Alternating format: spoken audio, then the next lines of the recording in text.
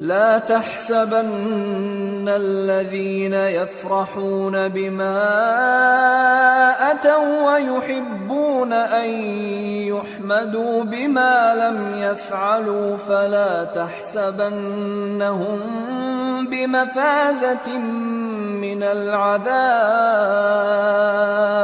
وَلَهُمْ عَذَابٌ أَلِيمٌ وَلِلَّهِ مُلْكُ السَّمَاوَاتِ وَالْأَرْضِ وَاللَّهُ عَلَى كُلِّ شَيْءٍ قَدِيرٌ۔ جو لوگ اپنے کیے ہوئے کاموں سے خوش ہوتے ہیں اور وہ کام جو کرتے نہیں ان کے لیے چاہتے ہیں کہ ان کی تعریف کی جائے، ان کی نسبت خیال نہ کرنا کہ وہ عذاب سے چھٹکارا پائیں گے، اور انہیں درد دینے والا عذاب ہوگا۔